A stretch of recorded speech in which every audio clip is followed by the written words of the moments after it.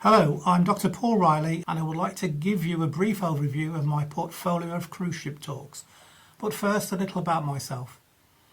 I'm a graduate from Manchester University where I studied chemistry together with geology and biochemistry. After 6 years at Manchester, I spent 2 years as a research fellow at Sussex University before moving into industry with Unilever in London. For the past 12 years, my wife and I have enjoyed cruising and have visited most parts of the world with many different cruise lines. My portfolio of talks fall into two groups, one reflecting my career with Unilever and the other my general interests, gemstones and astronomy. My career with Unilever began in their personal products group, later moving to the raw materials sourcing group. This gave me an insight into products that we pick up and use every day without really thinking much about them. It also gave me the chance to visit and work in many countries around the world. My first series of talks begins with a little history of Unilever, how a grocer from Bolton grew his business into a multinational company on the back of a bar of soap. William Hesketh Lever was that grocer, and with his brother they built and developed the business, built a factory at Port Sunlight and a village to house their workers. The Port Sunlight village is now a heritage trust area reflecting its importance in British industrial history. It is a fascinating village to visit with tea rooms, gardens, a museum and the Lady Lever Art Gallery. Let's now take a look at some everyday products that we often take for granted. Using early adverts and video clips, we will explore a little of their history. Lever built his empire on soap, so it's a good place to begin. Sunlight soap was his first product, with which he created the concept of packaging, branding and advertising. Shortly after this came Lifebuoy soap. This was the first medicated soap with its iconic image of a lifeboat man. This image represented the soap saving poor Victorian families and their children from the dirt and disease that was rife at the time. Then came the washing powders Lux and Persil. If Lever couldn't beat the opposition, he bought them, and this included Pears soap and Hudson's soap. How many of us remember the Miss Pears competition?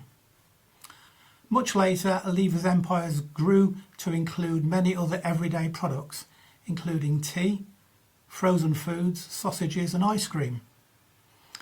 Tea has a fascinating history from its origin in China, through the Opium Wars, the Boston Tea Party and to the clipper ships that brought the tea back to Britain. Later, problems in China resulted in tea being grown in India.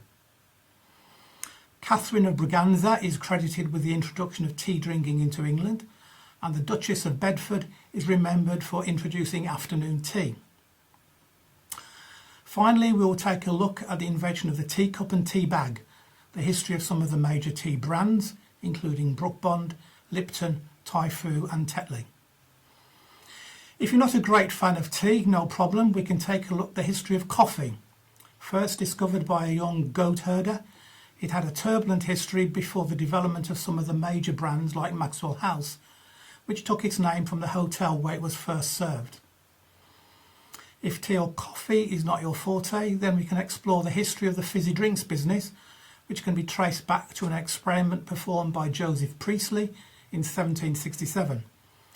This was the catalyst for the development of the now famous brands of Schweppes, Coca-Cola, Pepsi, 7-Up and Dr. Pepper. How many of us remember the Birdseye brand of frozen foods?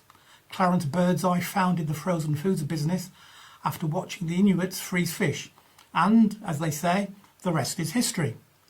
Captain Birdseye was a popular advertising figure for frozen fish fingers, and Patsy Kensit for frozen peas. Talking of memorable adverts, we all remember the late Linda Bellingham and the Oxo family, and we can take a look at the history of this humble stock cube. Whilst on the topic of food, we can also explore how Wall sausages evolved into an ice cream business with the brands Cornetto and Magnum. Next, primarily for the ladies, but maybe there will be some men in the audience, we have a series of talks looking at the history of cosmetics and perfumes. This series of talks charts the turbulent rise of the cosmetics industry. Often seen as the devil's invention, makeup had its origins in ancient Egypt, later becoming popular in Venice, France and England, particularly with Elizabeth I. However, many of the early ingredients were toxic, and for some early young fashion icons, it was really a makeup to die for. A much publicised opponent of makeup was Queen Victoria. She was not amused.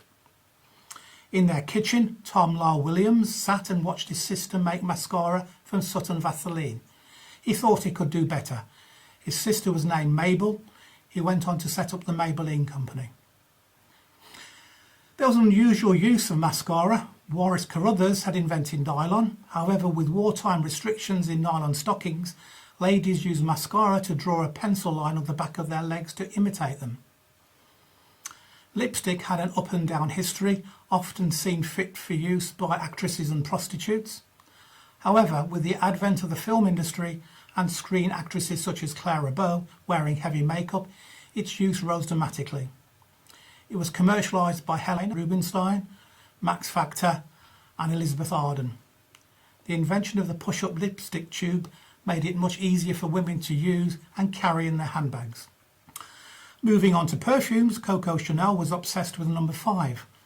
Not surprisingly, her first perfume was Chanel number 5. Marilyn Monroe said, "Just a few drops of Chanel number 5," when asked what she wore in bed. The Avon Company had its roots in the Californian Perfume Company in the USA, but its creator loved Shakespeare's birthplace, Stratford-on-Avon, and so the change in name.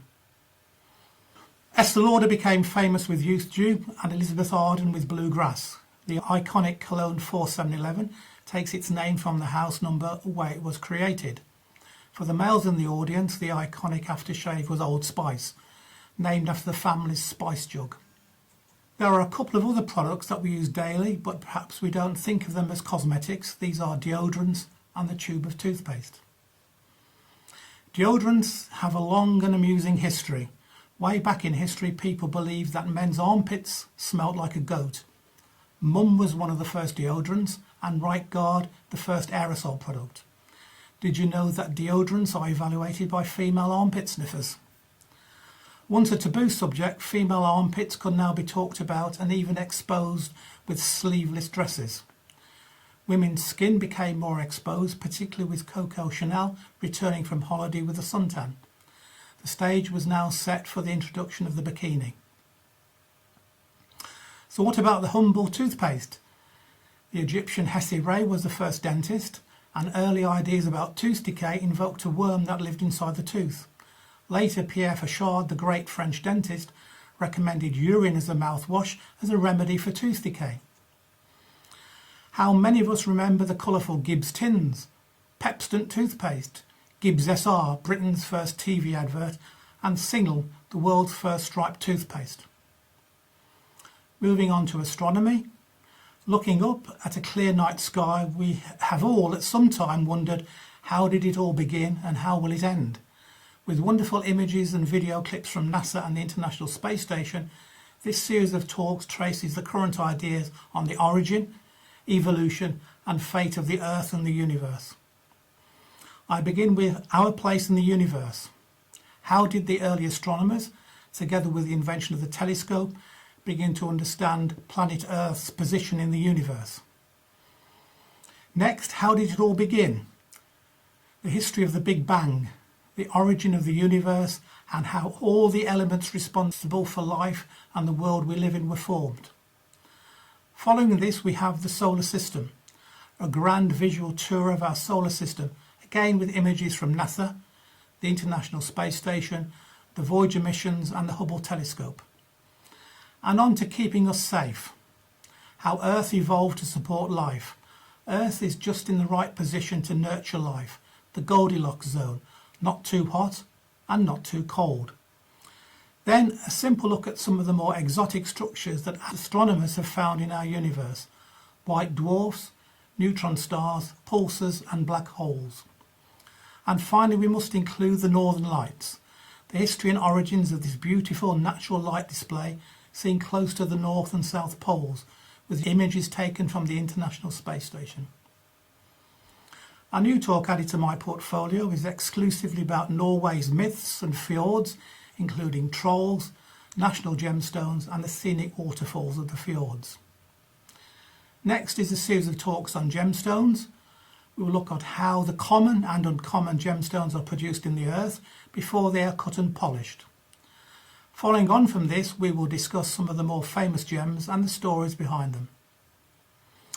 Finally, a series of festive talks tracing the origins of our Christmas traditions.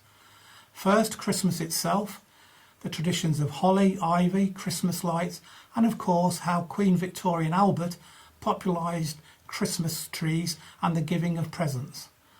Both the Christmas cracker and the Christmas card were British inventions. We will take a look at Christmas food, the history of the turkey, sprouts, mince pies, and the Christmas cake. Of course, no Christmas talk would be complete without Father Christmas, Rudolph, the reindeers and carols. Thank you, and I hope to have the opportunity of giving these talks on many cruise ships.